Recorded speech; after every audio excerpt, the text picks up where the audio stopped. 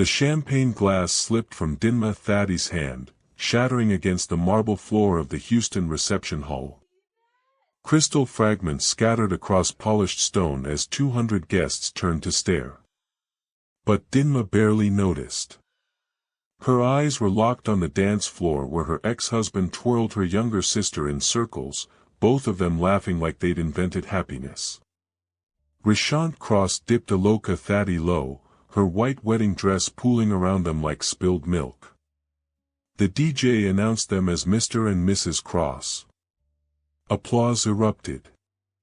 Dinma's mother, Evelyn, beamed from the head table, her purple gelly wrapped high and proud, her smile wide enough to erase 5 years of Dinma's existence. A server rushed to clean the broken glass.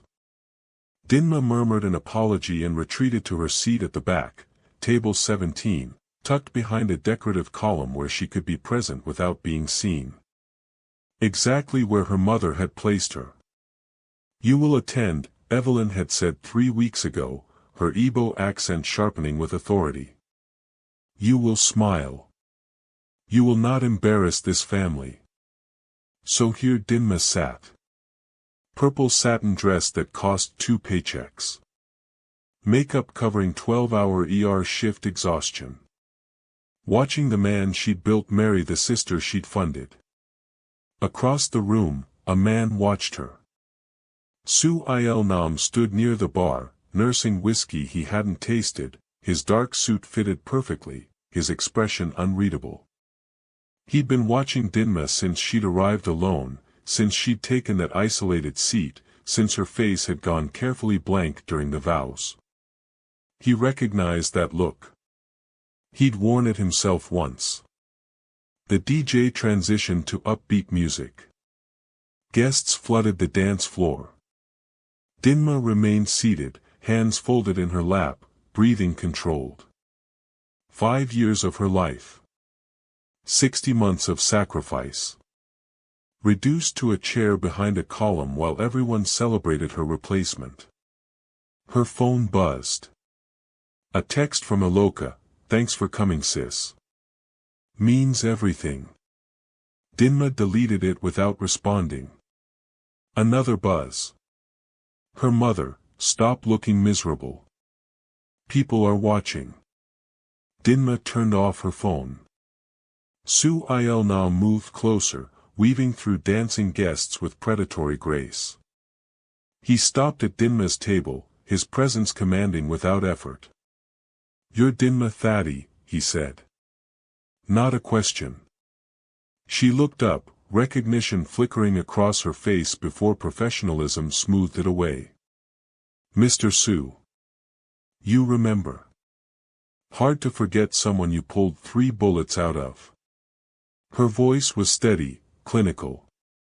"How's the shoulder?" "Perfect. Thanks to you." He gestured to the empty chair. "May I?" She hesitated, then nodded. He sat with careful deliberation, studying her face the way she'd once studied his wounds, looking for what wasn't immediately visible. "You saved my life 2 years ago," he said quietly. Other nurses hesitated. "You didn't. You were bleeding out." Hesitation wasn't an option. Everyone has options. You chose quickly. He paused. "I don't forget debts." Dinma's laugh was bitter. "Then you're the only person in this room who remembers what I've done for anyone." Su Il Nam followed her gaze to the dance floor where Rishante and Aloka posed for photos, their smiles magazine perfect. "Your ex-husband," he observed.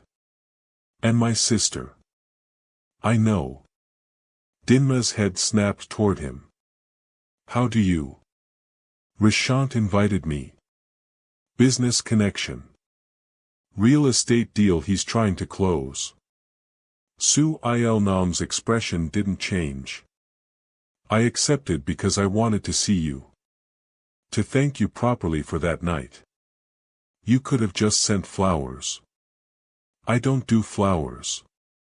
His tone carried weight. I do reciprocity. Before Dinma could respond, her mother appeared like a storm system, all smiles for Su-il Nam, all ice for her daughter. Dinma, you're being rude hiding back here. Come, come, people are asking for you. Evelyn's English was crisp, her smile plastic. She turned to Su-il Nam. I apologize for my daughter. She's been emotional. She's been gracious, Su-il Nam corrected smoothly. I was just thanking her for exceptional care during a medical emergency. Evelyn's eyes sharpened with interest. You were her patient? I was dying. She refused to let that happen. He stood, adjusting his cufflinks.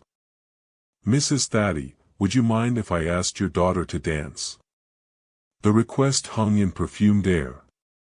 Evelyn's smile froze, calculations racing behind her eyes. Refusing would be rude. Accepting would put Dinma in the spotlight. Of course, Evelyn said through clenched teeth. Dinma would be honored. Su-il Nam extended his hand. Dinma stared at it like a trap, then at her mother's warning expression, then back at the man who'd somehow shifted the entire power dynamic of her humiliation. She took his hand. Rewind, 5 years earlier. Dinma met Rishante Cross on a Tuesday that smelled like rain and bad decisions. She'd just finished a double shift at Houston Methodist, still wearing scrubs, grabbing coffee at a corner shop when he'd walked in, 6 feet of smooth talk and empty pockets, flashing a smile that promised more than it could deliver. You look like you've saved lives today, he'd said. Free, actually. Then you deserve better coffee than this. He'd gestured at her cheap cup. Let me buy you the good stuff. She should have said no. Should have recognized the performance. But exhaustion made her vulnerable, and Rishante Cross was an artist at reading openings. 6 months later, they were married at City Hall. No family. No celebration. Just 2 witnesses and paperwork that would later become evidence. I'm going to build something, Rishante had promised, his hands warm around hers. Real estate empire. I just need time to get my license, make the right connections. How long, she'd asked. A year. Maybe 2. It took 5. 5 years of Dinma working 70-hour weeks while Rishante networked. 5 years of her checking account bleeding into his investments. 5 years of patience wearing through like cheap fabric. She'd paid for his real estate courses. His licensing exam. His first car that looked professional enough for client meetings. His wardrobe. His phone. His confidence. And then one Tuesday, always Tuesdays with him, everything changed. Rishante closed his first major deal. A commercial property in Midtown. Commission, $80,000. Dinma had been the one to connect him to the client, a hospital administrator she'd worked with for years who needed investment property advice. She'd made the introduction. Vouched for Rishante. Put her reputation behind his promise. The deal closed on a Friday. He filed for divorce the following Monday. This isn't working, he'd said, his voice carrying practiced regret. We've grown apart. Grown apart? Dinma had stared at him across their tiny kitchen table, exhaustion and disbelief warring for dominance. I've been working doubles to keep us afloat while you found yourself. And I appreciate that. But appreciation isn't love. When did you stop loving me? He'd looked away. I don't know. Sometime between your second and third shift, I guess. The papers were already drawn up. He'd planned this. Timed it. Waited until after the commission cleared. Dinma signed them without a lawyer. Pride wouldn't let her fight for someone who'd already left. 3 weeks later, Eloka called. Dinma, I need to tell you something before you hear it from Mama. Dinma's stomach had dropped. Tell me what? Rishante and we've been seeing each other. It just happened. We didn't plan. How long? Silence stretched. Eloka. How long? 4 months. 4 months. While Dinma was still married. While she was still paying bills. While she was still believing in partnership. I need a favor, Eloka had continued, her voice small. I'm opening a boutique. Designer resale. I need a co-signer for the business loan. 40,000. Dinma should have said no. Should have recognized the pattern repeating. But Evelyn had called immediately after. Your sister is building something. Family supports family. You will co-sign. So Dinma had signed. Again. Always signing away pieces of herself for people who saw her as a resource, not a person. The boutique opened 6 months later. Elegant storefront in Rice Village. Grand opening attended by Houston's aspiring influencers. Eloka posted photos with Rishante beside her, both of them glowing with success built on Dinma's credit and silence. Dinma wasn't invited to the opening. But she was invited to the wedding. You have to come, Evelyn had insisted.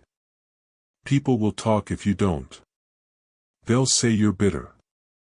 Jealous. Small. I am bitter. Then hide it. We are Igbo. We endure with dignity. So Dinma had bought the purple dress.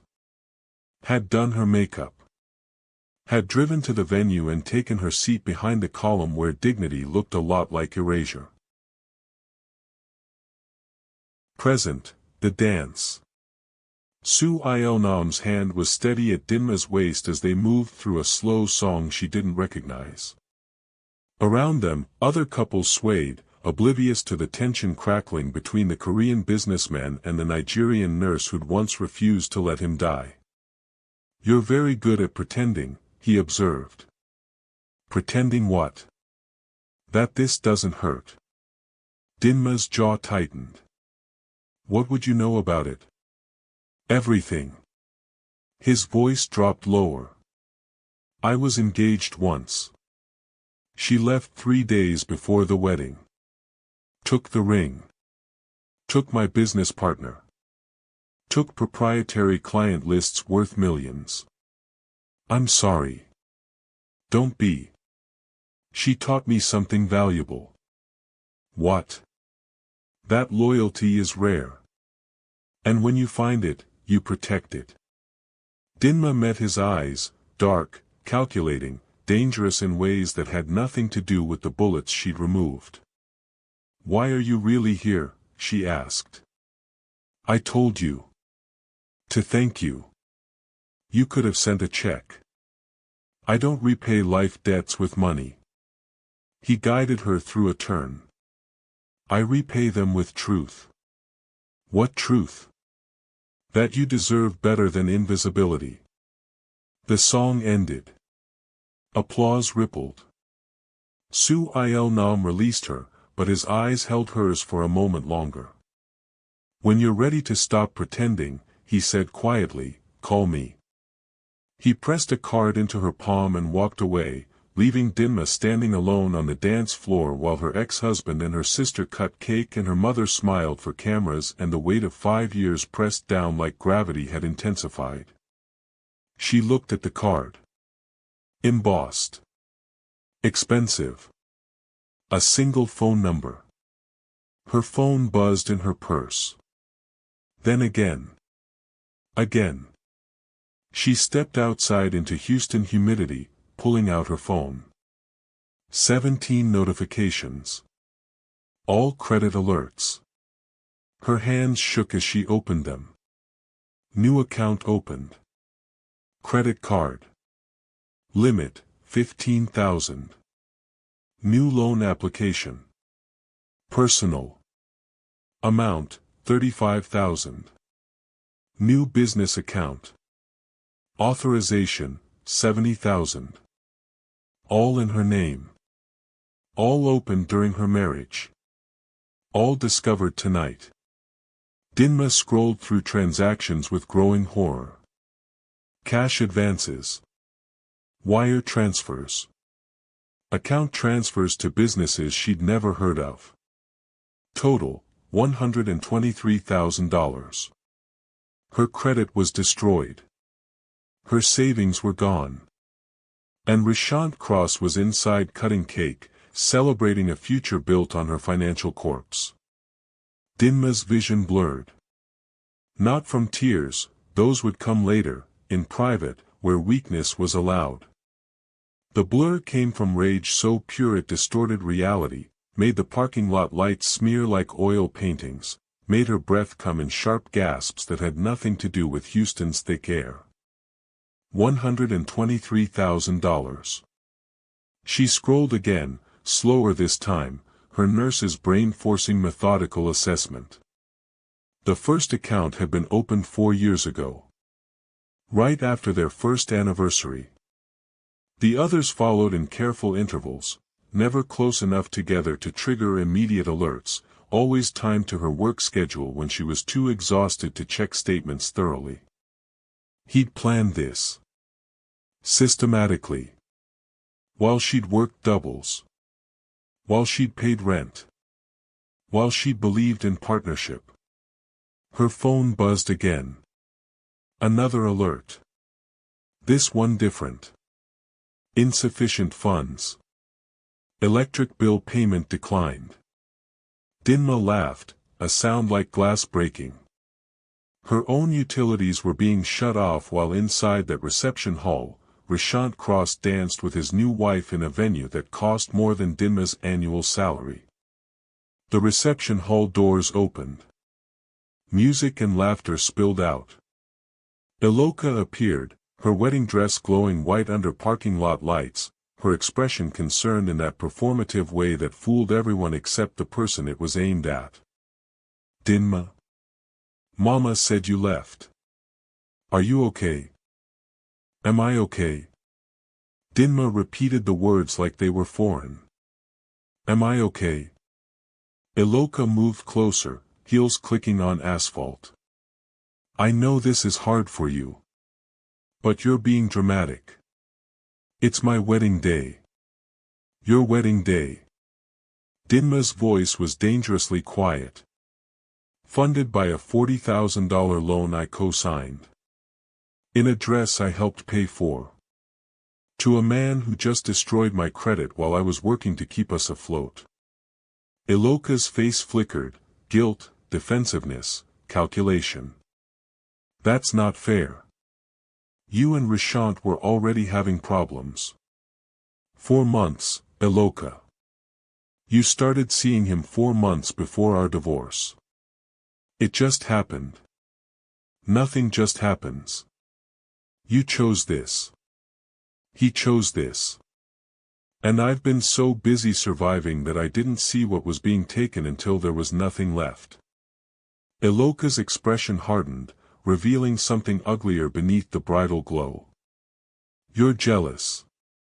You always have been. I'm younger, Stop. Dinma held up her hand. Don't finish that sentence. Don't make this about comparison. This is about theft. Fraud. Betrayal. You're being dramatic. I'm being broke, Iloka. There's a difference. Iloka's mouth opened, but no sound came. For once, her practiced responses failed. Dinma turned away. Enjoy your wedding. I'm sure the photos will be beautiful. Where are you going? Anywhere that isn't here. She walked to her car, a 10-year-old Honda that still ran because she'd maintained it herself, unwilling to add mechanic bills to the mountain of expenses she already carried.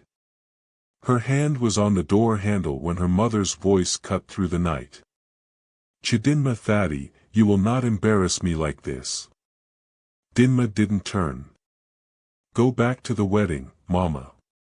You will come inside. You will smile. You will show this family has dignity." Dignity. Dinma finally faced her mother. Evelyn Thaddy stood in the parking lot entrance, still regal in her purple lace and gelly, still commanding despite being half Dinma's size. "You want to talk about dignity while my sister marries my ex-husband at a wedding I'm paying for in debt I didn't know I had?" Evelyn's expression didn't change. "You are bitter. Resentful. This is why he left you." The words landed like physical blows. "He left me because he'd gotten what he needed," Dinma said quietly. "My money. My connections. My foundation. And when I had nothing left to extract, he moved to someone who did." "Your sister loves him." "My sister loves what I built for him." Dinma opened her car door. "There's a difference. But you've never cared about differences. Only appearances. You were always the strong one," Evelyn said, and it wasn't a compliment.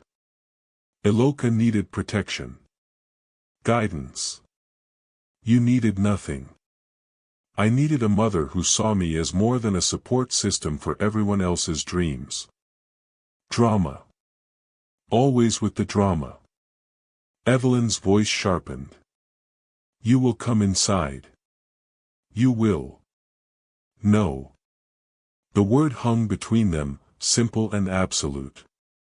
Evelyn stiffened. "What did you say?" "No. I won't go back inside. Won't smile for photos. Won't pretend this is normal. I'm done pretending." "Then you are no daughter of mine." Dinma felt something crack inside her chest, not breaking, but breaking free. "Good. Because I'm tired of being yours."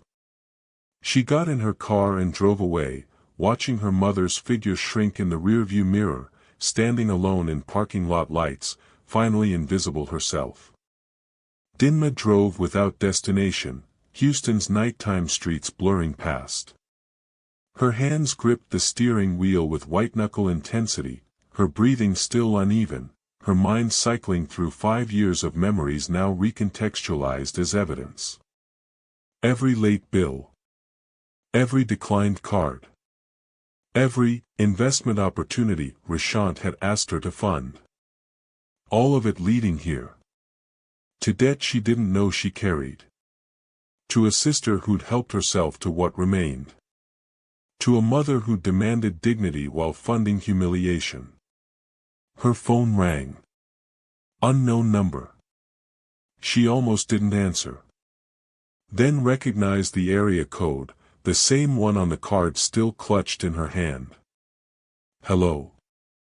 You left." Sue Ilnam's voice was steady, concerned without being invasive. "Are you safe? How did you get this number?" "You gave it to the hospital when I was admitted. I keep thorough records." Despite everything, Dinma almost smiled.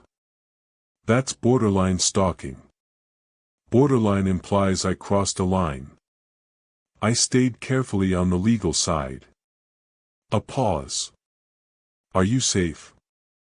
Physically?" "Yes. Otherwise?" She laughed, that glass-breaking sound again. "I just discovered $123,000 in debt I didn't know existed, walked out on my sister's wedding to my ex-husband, and told my mother I'm done being her daughter. So no. Not particularly safe." Silence stretched. "Then, where are you?" "Driving." "Where to?" "I don't know." "Then drive to me." Dinma's breath caught. Mr. Su. Il nom. Just il nom. His voice softened fractionally. I said I repay debts with truth. Here's another truth, you saved my life when others hesitated. Tonight, you're drowning. Let me return the favor. I don't need saving. Everyone needs saving sometimes. The question is whether you're brave enough to accept help. Dinma stared at Houston's skyline, all glass and light and promises that never materialized for people like her. People who built foundations for others to stand on. Where? She asked quietly. He gave her an address. Downtown. High-rise. The kind of building Dinma had only ever entered through service elevators. There's a parking garage. Level P3. I'll meet you. This is insane. So is attending your replacement's wedding. At least this insanity might actually help you. The call ended. Dinma sat at a red light, phone in hand, card in the other, decision hanging between them like a blade. She could go home. Could pretend tonight hadn't happened. Could wake up tomorrow and keep pretending until pretending became permanent. Or she could drive to a building downtown and accept help from a man who understood debts and payment and the difference between the two. The light turned green. Dinma drove downtown. The parking garage was all concrete and shadows, expensive cars gleaming under fluorescent lights. Dinma's Honda looked apologetic among the Mercedes and Teslas, a reminder of exactly how different her world was from the one she was entering. Su Il Nam waited near the elevator, still in his wedding suit, looking completely at ease in a parking garage at 11 p.m. like this was normal procedure. Maybe for him, it was. You came, he said. I'm here. That's not the same as commitment. Fair distinction. He pressed the elevator button. Hungry? What? It's a simple question. Have you eaten? Dinma thought back. Coffee at 6 a.m. Nothing since. Her stomach had been too knotted with dread about the wedding. No. Then we'll fix that first. Everything else can wait until you're not running on empty. The elevator opened. Dinma hesitated at the threshold, every cautious instinct screaming warnings about getting into enclosed spaces with dangerous men. Il Nam seemed to read her mind. I have 3 security cameras in this elevator.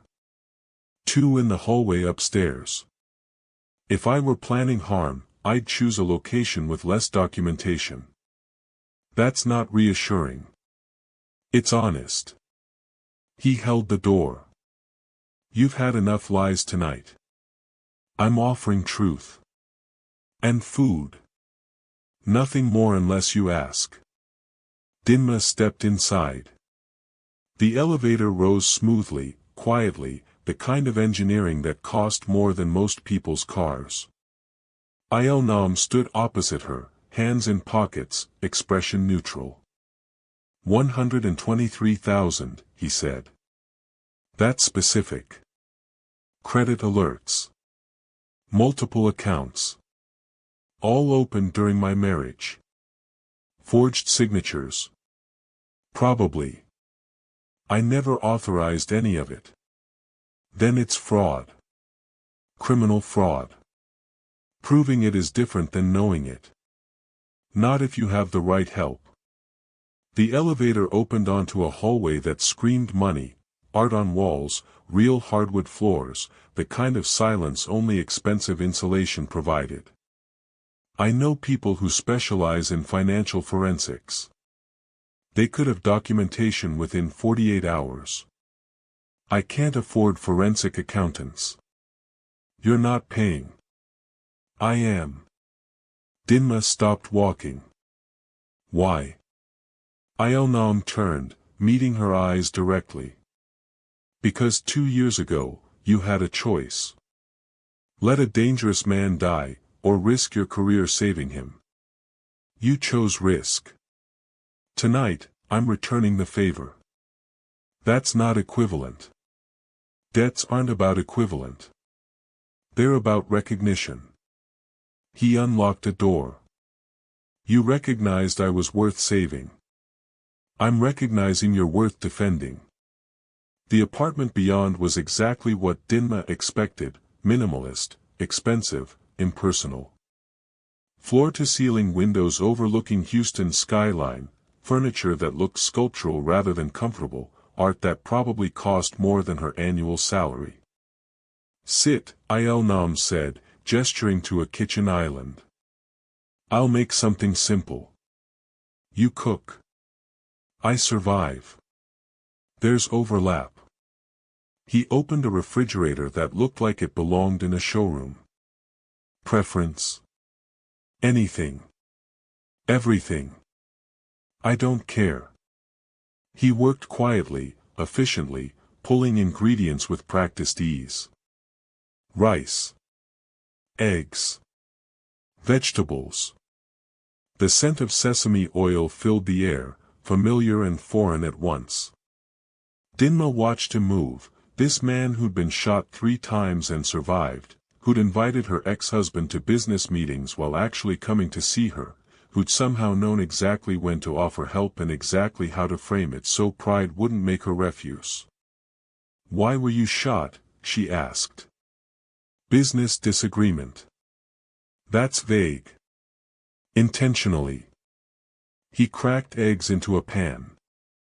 My work involves negotiations. Sometimes negotiations become disputes. Rarely, disputes become violence. You're connected to organized crime. I'm connected to business that operates in gray areas. There's a difference. Not much of one. Enough of one to matter. He plated food, fried rice, perfectly seasoned, still steaming. Set it in front of her with chopsticks and a fork. Eat. Then we'll talk about what comes next. Dinma stared at the plate. When had anyone last fed her? When had anyone noticed she was running on empty and actually done something about it? She ate. The food was perfect, not too salty, not too bland, exactly what her exhausted body needed. She didn't realize how hungry she'd been until the first bite, and then she couldn't stop, eating with the single-minded focus of someone who'd forgotten self-care was allowed. Il-Nam watched without judgment, sipping water, letting silence be comfortable instead of awkward. When Dinma finally set down her chopsticks, something in her chest had loosened. Not healed, but less constricted. Thank you, she said quietly. You're welcome. Now what? Now you tell me what you want. Not what you think you should want. Not what's practical. What you actually want. Dinma considered the question. What did she want? Revenge felt too simple. Justice felt too distant. Understanding felt too generous. I want him to answer for it, she said finally. I want everyone who used me to face consequences. I want my mother to see that strength isn't the same as being useful. I want my sister to understand that stealing isn't the same as earning. She met Il-Nam's eyes. I want to stop being invisible. Then we make you visible. Il-Nam's smile was sharp, dangerous. And we make them answer. The forensic accountant arrived at Il-Nam's apartment at 7 the next morning, carrying a laptop and the kind of calm competence that came from untangling financial crime for a living. Her name was Naomi Reyes, late 30s, sharp eyes behind wire-frame glasses, handshake firm enough to communicate capability without aggression. Su Il-Nam tells me you've been systematically defrauded by your ex-husband, she said, settling at the dining table and opening her laptop without preamble. I'll need access to your credit reports, bank statements, and any documentation from your marriage. Dinma sat across from her, still wearing yesterday's purple dress, having slept exactly 3 hours on Yeonam's guest room bed that was somehow both more comfortable and more foreign than anything she'd ever experienced. I have some of it. Not everything. We'll start with what you have. The rest I can subpoena once we establish the pattern. Naomi's fingers moved across her keyboard with surgical precision. Walk me through the timeline. When did you marry? 5 years ago. Small ceremony. City Hall. Joint accounts. One checking. He insisted. Said it showed trust. It showed access. Naomi didn't look up. Did you monitor it regularly? I tried.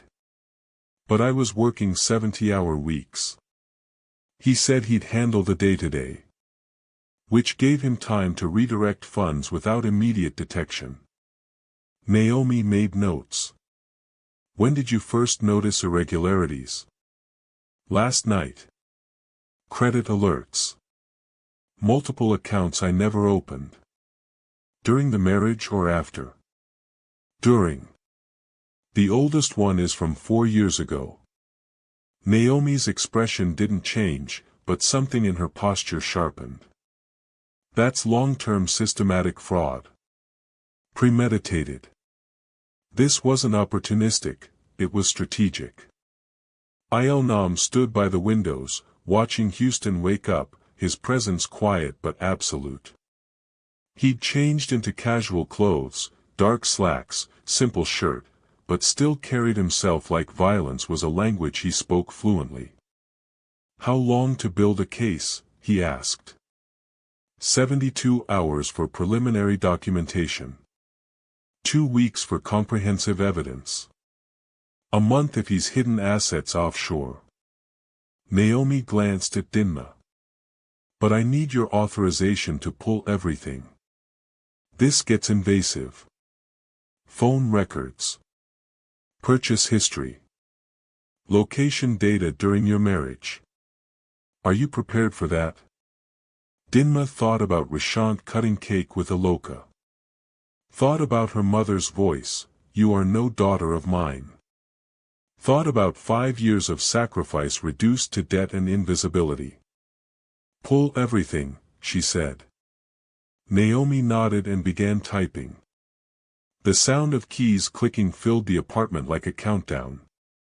3 days later, Dinma sat in Naomi's office, a converted loft in Montrose that smelled like coffee and determination, staring at a document that detailed exactly how thoroughly she'd been destroyed. 123,000 is conservative, Naomi said, sliding papers across her desk. With interest, penalties, and hidden accounts, we're looking at closer to 167,000. Dinma's hands trembled as she read. Credit cards opened in her name, applications bearing her signature, forged, obviously, but convincing enough to pass initial verification. Business loans for ventures that didn't exist. Personal loans for medical expenses that never occurred. He was careful, Naomi continued. Never took too much at once. Spread it across multiple institutions. Timed applications to coincide with your night shifts when you wouldn't be checking email. How did he access my information? Joint account gave him your social security number. Shared address gave him everything else. He probably had documents you signed for legitimate purposes, rental agreements, insurance forms, and used those signatures as templates. Can we prove it? Already have. Naomi opened another folder. Handwriting analysis confirms signature inconsistencies. Timeline establishes pattern. Bank records show fund transfers from joint account to business entities registered in his name. She paused. There's more. More. Your sister's boutique. The $40,000 loan you co-signed. Dinma's stomach dropped. What about it? 15,000 of the initial capital came from wire transfers out of your joint checking account. Transferred 3 days before you co-signed the loan. The room tilted. Dinma gripped the desk edge. He funded her business with my money, then made me guarantee a loan to cover what he'd already stolen. Effectively, yes. Which means your sister's boutique is partially built on fraud. When this goes public, her business collapses. Dinma should have felt satisfaction. Instead, she felt hollow. She knew. The transfers were labeled as investment capital. She may not have known the source was fraudulent. But she knew money was coming from somewhere that wasn't her own savings. Il-Nam, who'd been silent until now, spoke from the corner where he'd been reading contracts. What's the criminal exposure? Substantial. Wire fraud. Identity theft. Forgery. We're looking at federal charges. Minimum 5 years if he pleads. Possibly 10 if he fights and loses. And civil recovery. Full restitution. Garnished wages. Seized assets. He'll be financially destroyed. Naomi looked at Dinma. But so will your sister. Her business goes down with him. Your family will blame you. They already do, Dinma said quietly. At least this time I'll deserve it. You sure you want to proceed?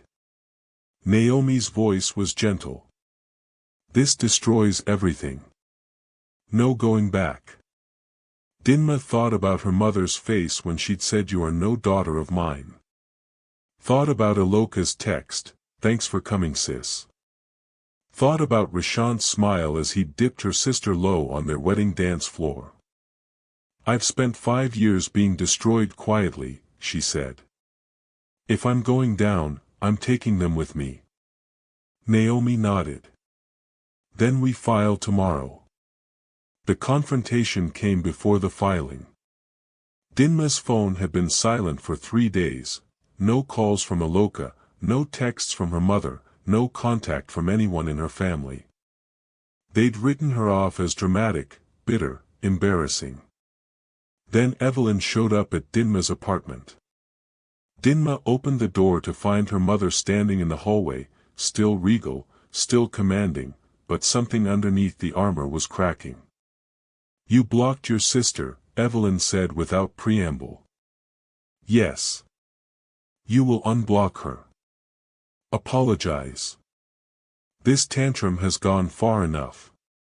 Dinma leaned against the doorframe. It's not a tantrum. It's a boundary. You are being selfish. No. I'm being self-preserving. There's a difference. Evelyn's eyes narrowed. What does that mean? It means I know about the fraud. The forged signatures. The stolen money. All of it. Her mother's expression flickered, surprise, calculation, defense. What are you talking about? Rishante opened credit accounts in my name. Took loans I never authorized. Funded Aloka's boutique with money he stole from our joint account. Dinma's voice was steady, clinical. I have documentation. Forensic analysis. Evidence. That's impossible. Rishante wouldn't. Rishante did. Systematically. For 4 years. Dinma straightened. And tomorrow, I'm filing criminal charges. The color drained from Evelyn's face. You can't. I can. I am. You'll destroy your sister's business. Humiliate this family. People will talk. Let them talk. Dinma's voice hardened. You raised me to endure. To sacrifice. To be strong while everyone else was protected. Well, I'm done being strong for people who see it as permission to take. Chidinma. You told me I was no daughter of yours. I'm holding you to that. No daughter. No obligation. No more carrying weight that isn't mine. Evelyn's facade cracked completely. You're destroying your sister over jealousy. I'm protecting myself from theft. If Aloka's business collapses because it was built on fraud, that's not my fault. That's consequence. She's your sister. And she married my ex-husband after a 4-month affair while I was still married to him. She took a loan I co-signed using money he'd stolen from me. She's not my sister. She's a participant in my destruction. You were always bitter. I was always useful. Dinma's voice broke, just slightly. You didn't raise me to be loved. You raised me to be used. Well, I'm done. File this under lessons learned too late. Evelyn stood frozen, her armor finally shattered, revealing something underneath that looked almost like grief. If you do this, she said quietly, you are alone. No family. No support.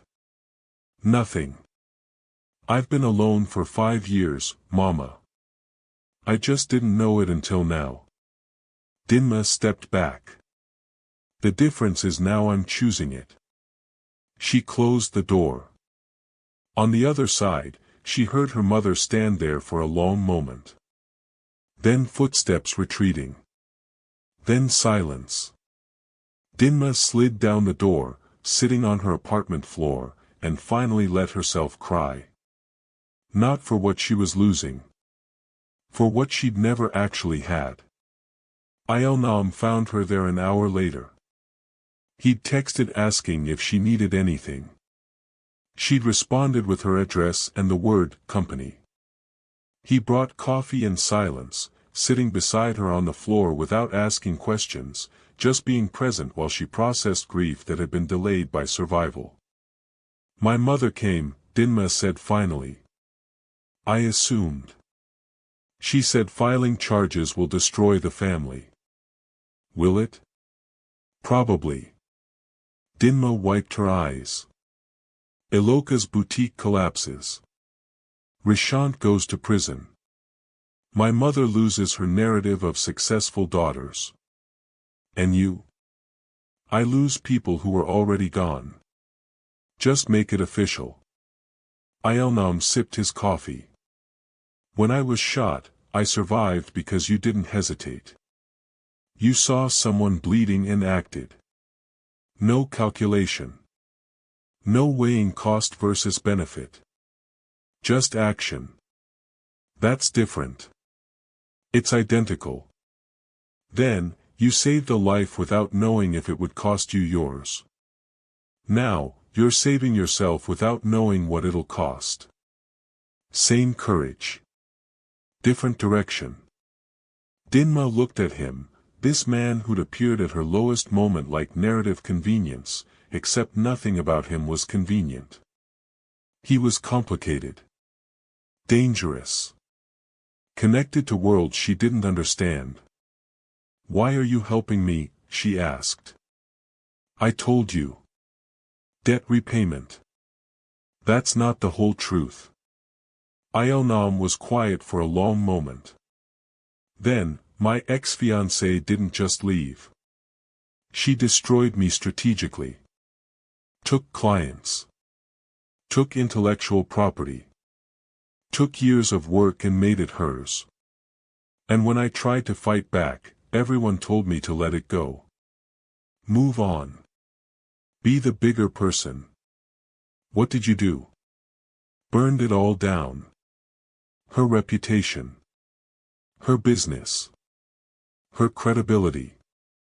Made sure everyone knew exactly what she'd stolen and from whom. His voice was flat, remembering. People called me vindictive. Said I was bitter. That real men would have just moved on. But you didn't. No. Because moving on meant accepting that theft was acceptable if you smiled while doing it. I refused that lesson. Did it help? The revenge? It helped me sleep. Whether that's the same as healing, I don't know. He looked at her directly. But I know that letting people destroy you quietly doesn't make you noble. It makes you a volunteer in your own erasure. Dinma absorbed that. Tomorrow we file. Tomorrow we file. And then? Then we let consequence do what forgiveness can't, teach them that actions have cost. The courthouse was brutally ordinary.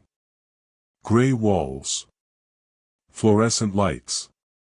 People moving through legal processes with the efficiency of assembly line production. Dinma signed documents while Naomi filed motions while Il-Nam stood sentinel, his presence a reminder that she wasn't doing this alone. Criminal complaint filed, Naomi confirmed. Fraud. Identity theft. Wire fraud. Forgery. The DA's office will review within 48 hours. And then? Then they decide whether to prosecute. But with this documentation, they'll prosecute. This is clean, clear, provable. Dinma's phone buzzed. Iloka calling. She declined. Buzzed again. Her mother. Declined. A text appeared, "What have you done?" Dinma turned off her phone. No regrets? Il-Nam asked quietly. Regrets for what I'm doing? No. Regrets for what I didn't see sooner. Plenty. The first makes you strong. The second makes you human. They left the courthouse into Houston sunshine that felt too bright for the gravity of what had just occurred. Somewhere across the city, Rishante Cross was about to learn that consequences had finally caught up. That the foundation he'd built on stolen credit was collapsing. That the woman he dismissed as too broken to fight back had just declared war. Dinma took a deep breath. For the first time in 5 years, it didn't hurt. The arrest happened on a Thursday morning, 3 weeks after filing. Dinma was at work, her shift at Houston Methodist starting at 6 a.m., the rhythm of trauma care providing strange comfort while her life exploded outside hospital walls. She was checking vitals on a post-surgical patient when Naomi called. They picked him up an hour ago. Federal agents. Multiple charges. He's being processed now. Dinma's hand stilled on the blood pressure cuff. Where? Federal courthouse downtown. Arraignment this afternoon. Do you want to attend? Did she? Dinma finished the reading, 118/76, stable, and logged it mechanically. Yes. I'll text you the details. Dinma, Naomi paused. Your sister called my office 17 times yesterday. Your mother left messages threatening legal action for defamation. Let them threaten. They're scared. Desperate. People do unpredictable things when they're cornered. Then they shouldn't have cornered themselves. The call ended. Dinma finished her rounds, her movements automatic, her mind elsewhere. She'd imagined this moment for weeks, Rishante in handcuffs, his practiced charm finally useless, his smooth talk meeting its match in federal prosecutors who didn't care about his real estate success or his charismatic smile. But she hadn't imagined how hollow victory would feel. The arraignment was exactly as impersonal as the filing. A courtroom that had seen 1,000 identical proceedings, a judge who read charges with the emotional investment of someone reading a grocery list, lawyers making procedural arguments about bail and flight risk. Rishante stood at the defendant's table in an expensive suit that Dinma had probably paid for, his hands clasped, his expression carefully neutral. He didn't look at her. Didn't acknowledge her presence in the gallery. As if even now, even here, she was invisible. The prosecutor laid out the charges: wire fraud, identity theft, forgery, theft of funds exceeding $100,000. Requested bail of $250,000, citing flight risk and ongoing investigation into additional victims. The defense attorney, sleek, polished, expensive, argued that Rishante was a respected businessman with community ties, no prior record, every intention of cooperating fully. The judge set bail at $150,000. Rishante's shoulders relaxed fractionally. He'd make bail. Would walk out. Would continue his life while awaiting trial. Dinma felt rage crystallize in her chest. Then Naomi leaned close, whispering, "Wait." The prosecutor stood again. "Your Honor, we've just been informed of additional evidence. Civil suit filed this morning by the defendant's former wife detailing systematic fraud, financial abuse, and asset concealment. We request a brief recess to review." The judge nodded. 30 minutes. In the hallway, Naomi explained. Civil suit gives us leverage. Freezes his assets pending resolution. Even if he makes bail, he can't access the money he stole. How long can that hold? Months. Maybe longer.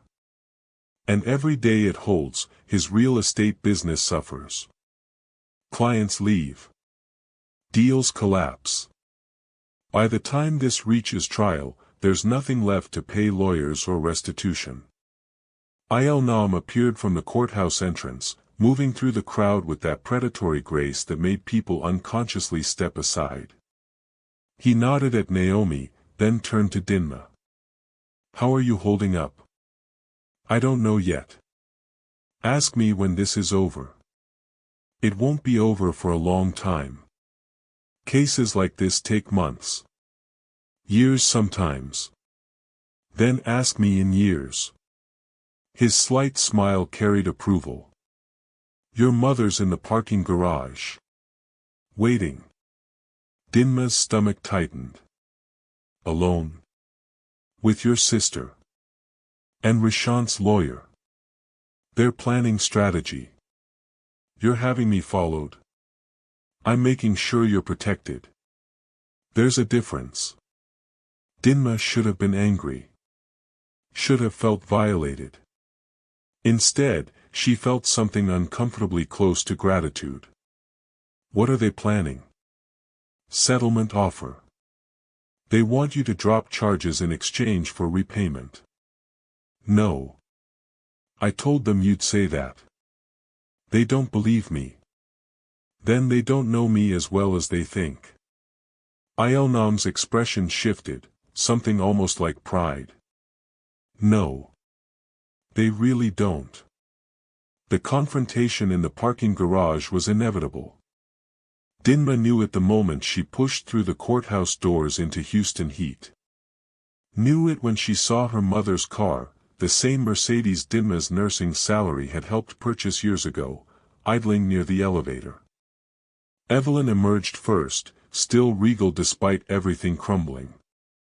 Iloka followed, her boutique owner polish dimmed by stress, her eyes red from crying. Rishante's lawyer, the sleek man from the courtroom, stood between them like a mediator at a hostage negotiation. "Dinma." Evelyn's voice carried forced calm. "We need to talk." "No, we don't. Your sister's business is collapsing. Rishante faces prison. This family is being destroyed. This family destroyed itself." Dinma kept walking toward her Honda. "I'm just making it official." Iloka stepped forward, mascara stained and desperate. "Dinma, please. I didn't know the money was stolen. I thought. You thought a man who'd been unemployed for years suddenly had $15,000 to invest. You didn't ask questions because you didn't want answers. I made a mistake. You made a choice. Dinma's voice was ice. You chose to date my husband while I was married to him. Chose to take money without checking its source. Chose to build your dream on my debt. Those aren't mistakes. Those are decisions. The lawyer cleared his throat. Ms. Thaddy, my client is prepared to offer full restitution in exchange for dropping criminal charges. You'd be made financially whole. I don't want to be made whole. I want consequences. Criminal prosecution will take years. Cost you time, energy, emotional bandwidth. A settlement gives you immediate relief. It gives Rishante freedom he doesn't deserve. Dinma turned to face him directly. He didn't just steal money. He stole 5 years. My credit. My foundation. My belief that partnership meant something. You can't settle that. Evelyn's composure finally cracked. You're destroying your sister to punish him. That's cruelty. No, Mama. Cruelty was telling me I was no daughter of yours when I wouldn't smile at the wedding. Cruelty was demanding I co-sign a loan funded with stolen money. Cruelty was 5 years of being useful without being valued. Dinma's voice shook. I'm not destroying Aloka. Her choices are destroying her. I'm just refusing to cushion the landing. She's your sister. She was my sister. Past tense. You both made that decision when you chose him over me. Aloka sobbed openly now. I love him. Then love him through prison visits. Build a life on something other than what he took from me. Prove that love means more than convenience. You're heartless, Evelyn whispered. I'm hearted for the first time in years. There's a difference. Dinma opened her car door. You taught me to endure. To be strong. To carry weight. I'm finally using that strength for myself instead of everyone else. If that makes me heartless, I'll live with it. She got in her car and drove away, watching them shrink in her rearview mirror, 3 people who'd built their lives on her foundation, now standing in rubble, finally understanding that foundations can be reclaimed. The trial took 11 months. 11 months of depositions and documentation. 11 months of Rishante's lawyer trying to discredit Dinma's testimony, trying to paint her as vindictive, bitter, a woman scorned seeking revenge rather than justice. 11 months of Dinma sitting in courtrooms during her days off, wearing professional clothes that communicated competence, answering questions with clinical precision, refusing to let emotion undermine evidence. The prosecution built their case methodically. Bank records showing systematic transfers.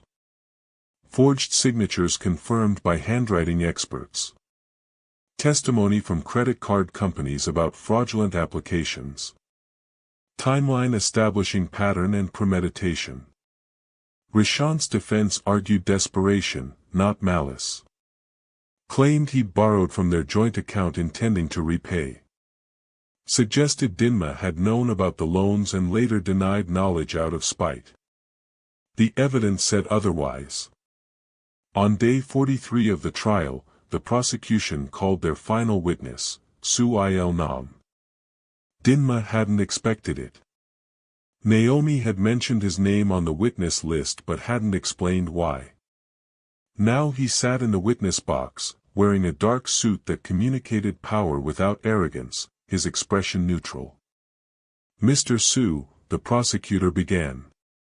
How do you know the defendant? Business connection. Real estate investment opportunities. And the plaintiff, Ms. Thaddy? She saved my life 2 years ago. Gunshot trauma. Emergency surgery. Did you maintain contact after your recovery? No. Not until I saw her at the defendant's wedding. To her sister. Yes. What did you observe at that wedding? Ayeonam's gaze moved to Dinma for just a moment. I observed someone who'd been erased. Seated alone. Ignored. Made invisible while everyone celebrated her replacement. Objection, the defense attorney called. Speculation. The witness can't know Ms. Thaddy's emotional state. I'll rephrase, the prosecutor said. Mr. Su, in your professional experience evaluating people and situations, what did Ms. Thaddy's treatment at that wedding suggest to you? That she'd been systematically devalued by people who'd benefited from her resources. And what action did you take? I offered assistance. Introduced her to financial forensics expertise. Helped her understand that what she'd experienced wasn't personal failure, it was criminal fraud. The defense attorney's cross-examination was aggressive. Mr. Su, you've been investigated multiple times for connections to organized crime, haven't you? Investigated. Never charged. Your business operates in legally gray areas. My business operates within legal frameworks that are complex. Complexity isn't illegality. You have a personal interest in Ms. Thaddy beyond professional assistance, don't you? Ayeonam's expression didn't change. I have an interest in ensuring that people who save lives aren't destroyed by people who steal them. That's not an answer. It's the only answer you're getting. The judge sustained the defense's objection, but damage was done. The jury had seen Ayeonam's quiet intensity, his refusal to let Rishante's lawyer redirect narrative, his absolute certainty that Dinma deserved defense. The verdict came on a Friday afternoon, 11 months and 6 days after the first filing. Guilty on all counts. Dinma sat in the gallery, hands folded, breathing controlled, as the judge read the jury's decision. Wire fraud, guilty. Identity theft, guilty. Forgery, guilty. Theft exceeding $100,000, guilty. Rishante's face went gray. Iloka, sitting in the row behind him, collapsed into sobs. Evelyn sat stone-faced, her regal composure finally shattered completely. The judge set sentencing for 6 weeks out. Rishante was remanded into custody pending that hearing. Bail revoked. Handcuffs applied. Led away through a side door that swallowed him into the system he'd spent years avoiding. Dinma felt nothing. Then everything. Then nothing again. Outside the courthouse, Naomi pulled her aside. Full restitution will be ordered at sentencing. Asset seizure. Garnished wages when he's released. You'll get your money back. Eventually. How long? Years. Maybe a decade. But you'll get it. And Iloka's boutique? Already closed. Lease terminated. Inventory liquidated. She filed for bankruptcy last month. Dinma should have felt satisfaction. Instead, she felt tired. So impossibly tired. Ayeonam appeared beside her, silent solidarity. He didn't ask if she was okay. Didn't offer platitudes. Just stood there, present, while the wait of 11 months finally settled. I need to go home, Dinma said quietly. I'll drive you. I have my car. Then I'll follow you. Make sure you get there safely. She was too exhausted to argue. Her apartment felt different when she walked in. Not changed, nothing had moved, but transformed by context. This was the place she'd returned to after the wedding. After the filing. After every court appearance and deposition and moment when destruction had felt more real than survival. Now it was the place she returned to after victory. Except victory felt a lot like grief. Il-Nam stood in her doorway, not entering without invitation, just present if needed. "You won," he said. "I know. So why do you look like you lost?" Dinma sank onto her couch. "Because I spent 11 months fighting. And now the fight's over. And I don't know what comes next. Next comes rebuilding. I don't know how." Il-Nam moved into the apartment, closing the door, sitting beside her with careful distance. "When I was shot, recovery took 8 months. Physical therapy. Relearning movement. Every day felt like I was fighting just to get back to where I'd been before the bullet." "Did you make it back?" "No. I got somewhere different. Not better or worse.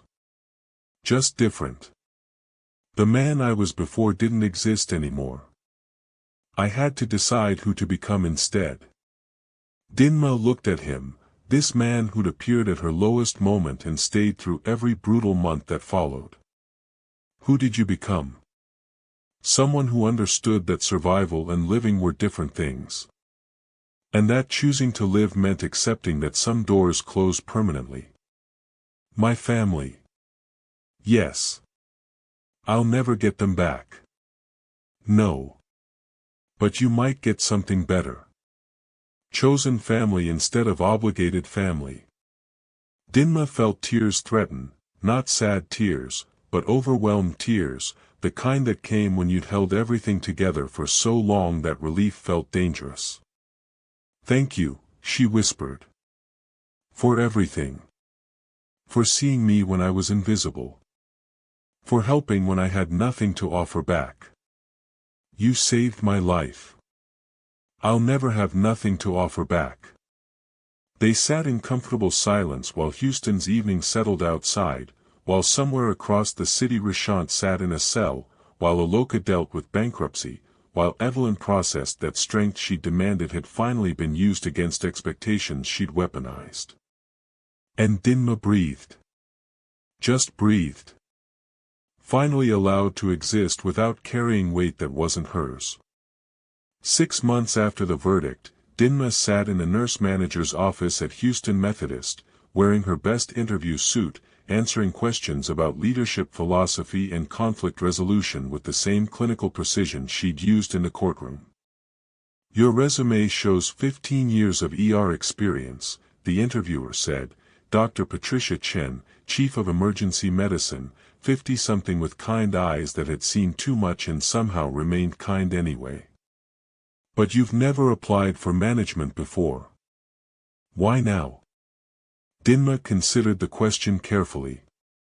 The truth was complicated. The truth involved 11 months of fighting, a mafia-adjacent Korean businessman who taught her that strength could be used for self-preservation, and the slow realization that invisibility had been a choice she'd been making long before Rishante had exploited it. "I spent a long time being good at my job without asking for recognition," Dinma said finally. "I thought competence spoke for itself. That if I was excellent enough, advancement would happen naturally. But it didn't. No. Because excellence without advocacy is just unpaid labor." Dr. Chen smiled. "That's honest. I'm done being anything else. The role requires difficult conversations. Budget negotiations. Personnel decisions that affect people's livelihoods. Conflict is inevitable. I just spent 11 months in court watching a man who destroyed my credit try to discredit my testimony. I think I can handle budget meetings. You're the plaintiff in the Cross fraud case." It wasn't a question. Dinma had known this would come up, the trial had been public, her name attached to headlines about systematic fraud and financial abuse. Yes. That took courage. Going public like that. It took desperation. Courage came later. And now? Now I'm rebuilding. Part of that is finally asking for what I deserve instead of waiting for someone to notice. Dr. Chen studied her for a long moment.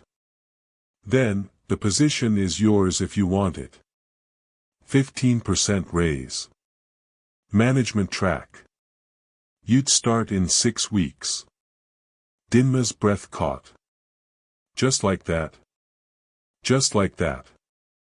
We need people who understand that nursing isn't just medical care, it's advocacy. You've proven you know how to fight. Now prove you know how to lead. Dinma walked out of the hospital into afternoon sunshine that felt different than it had 6 months ago. Brighter, maybe. Or maybe she was just finally allowing herself to feel warmth without waiting for it to be taken away. Her phone buzzed. "Il Nam. How did it go?" "I got it. Never doubted you would." "Dinner to celebrate?" Dinma hesitated. Over the past 6 months, Il Nam had become a constant, not intrusive, but present. Coffee meetings that turned into conversations about nothing important. Dinners at his apartment where he cooked and she talked about nursing cases and he listened like her words mattered. Quiet moments where his presence reminded her that not all men saw women as resources to extract. But they'd never defined what this was. Never labeled it. Never pushed past the careful boundary of friendship built on debt repayment and mutual recognition. "Yes," she texted back. "Your place or somewhere neutral?" "Somewhere neutral might be good. There's something I need to tell you." Her stomach tightened.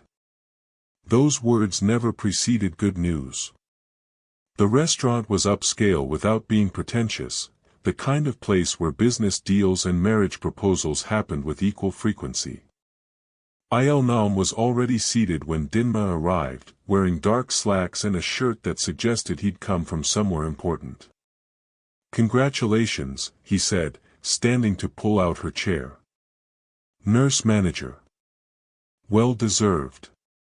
Thank you. For everything. Your recommendation letter probably didn't hurt.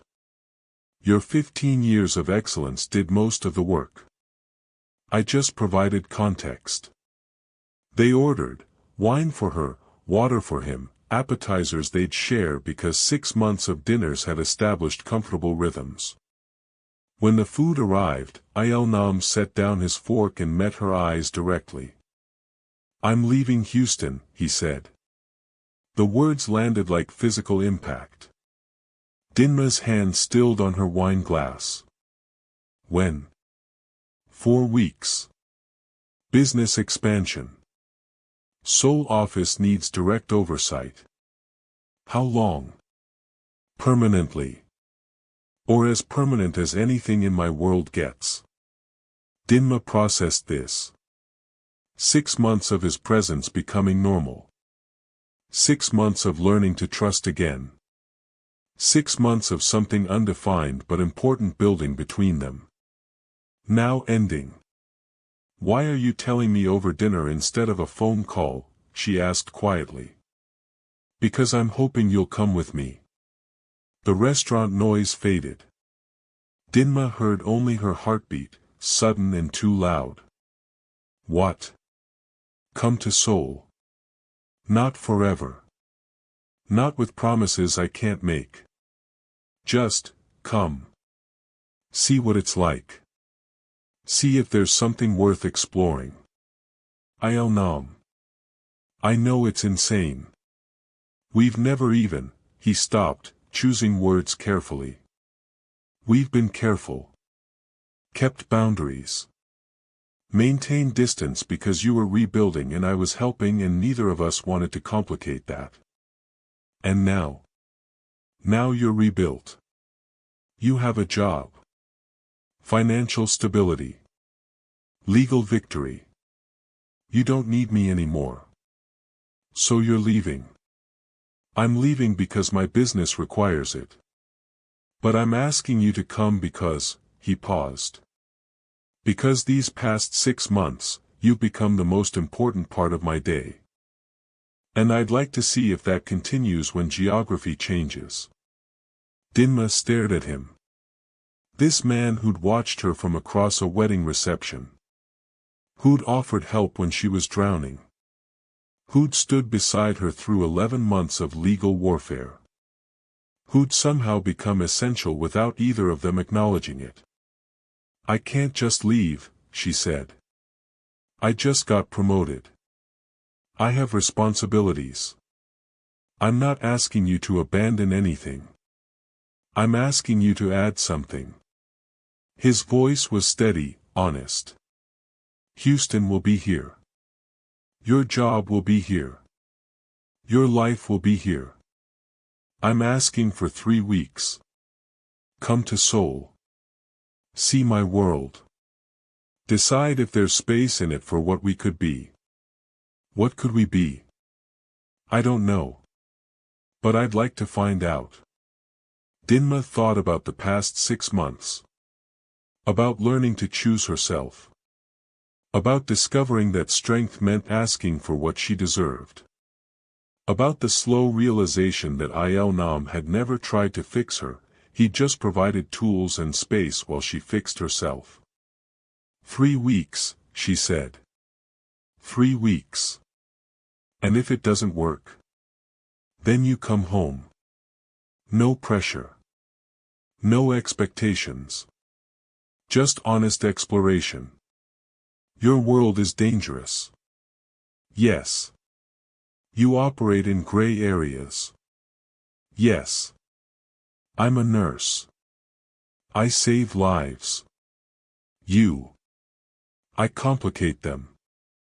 I know. But you saved mine. Maybe there's balance in that. Dinma picked up her wine, buying time while her mind raced through logistics and fear and possibility.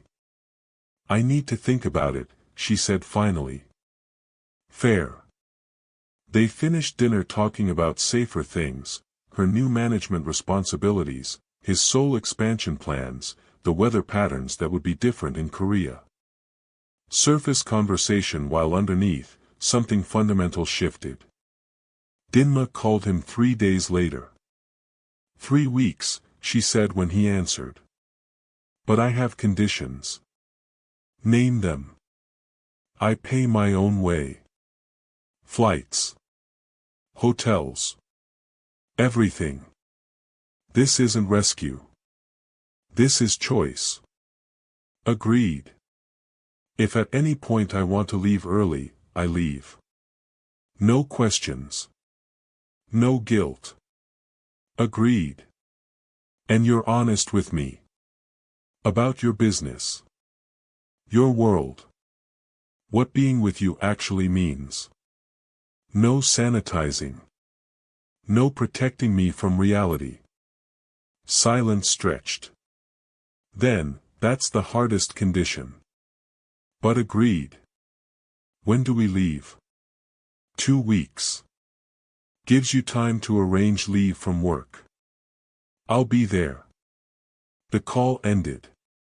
Dinma sat in her apartment, the same apartment she'd returned to after the wedding, after the filing, after the verdict, and realized it didn't feel like home anymore. It felt like a chapter ending. The flight to Seoul was 14 hours of Dinma second-guessing every decision that had led to this moment. Beside her, Il-Nam worked on his laptop, occasionally explaining business details when she asked, mostly giving her space to process. You're terrified, he observed somewhere over the Pacific. Yes. Of me? Or of this? Of choosing wrong again? Of being used again? Of thinking I'm strong enough to handle your world when I'm not? You faced down a courtroom. Rebuilt your credit. Cut off your family. Got promoted. You're strong enough to handle anything. Strength doesn't mean immunity to harm. No.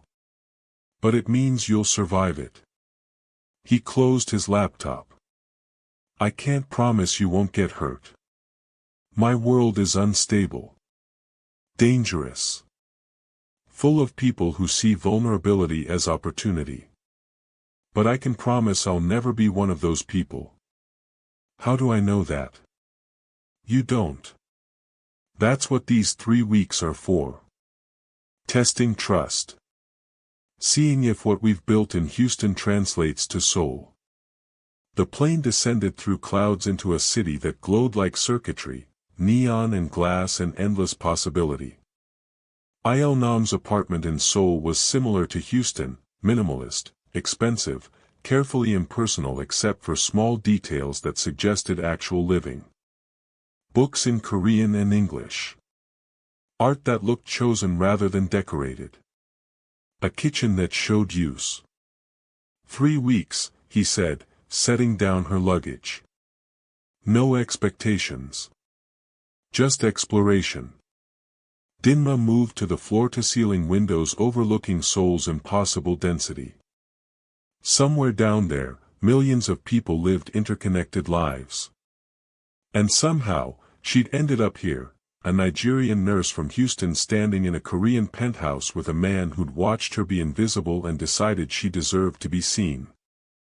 I don't know how to do this, she admitted. Do what? Choose something just because I want it. Not because someone needs it. Not because it's responsible. Just because it matters to me. Il-nam moved beside her, close but not touching. Then these 3 weeks, you learn. You want coffee at 3 a.m.? We get coffee. Want to see temples or museums or nothing at all? We do that. Want to talk about your family or never mention them again? Your choice.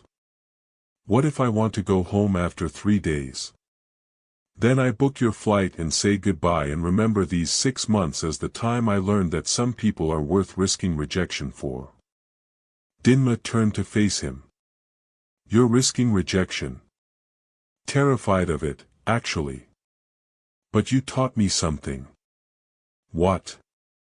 That courage isn't the absence of fear. It's choosing action despite it.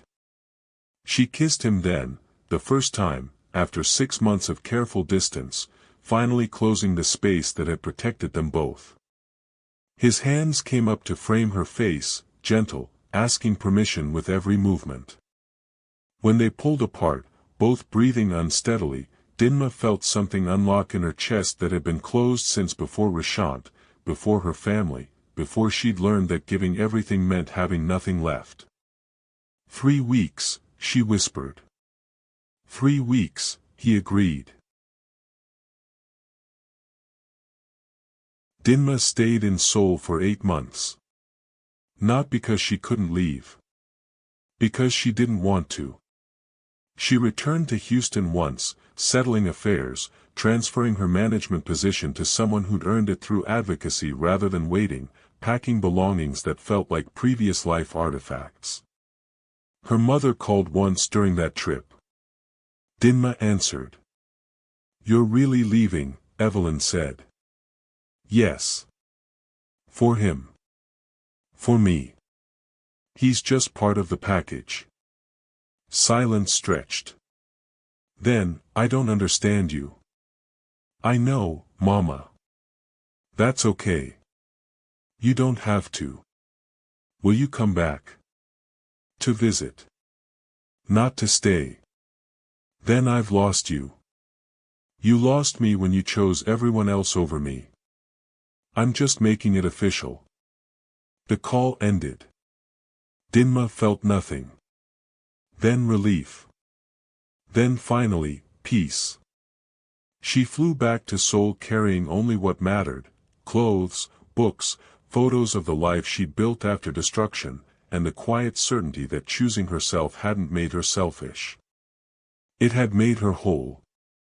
Il-nam met her at the airport, his smile slight but real, his hand steady when she took it. Welcome home, he said. And for the first time in years, Dinma believed him. If this story reminded you that strength means choosing yourself, that recovery looks different for everyone, and that sometimes the people who watch you in your lowest moment become the ones who help you rise, then subscribe to Afro-Korean Storytales TV. Drop a comment telling us which moment resonated most. Was it Dinma discovering the fraud? The courtroom verdict? Her mother's final call? The decision to choose Seoul? Hit that like button if you believe in second chances, chosen family, and the courage it takes to walk away from people who only valued what you could give them. Because here at Afro-Korean Storytales TV, we tell stories about people who refuse to stay broken. Who choose healing over comfort. Who understand that sometimes the best revenge is building a life so beautiful that your past can't touch it. Thank you for being here. More powerful Afro-Korean stories coming your way. Welcome to the family.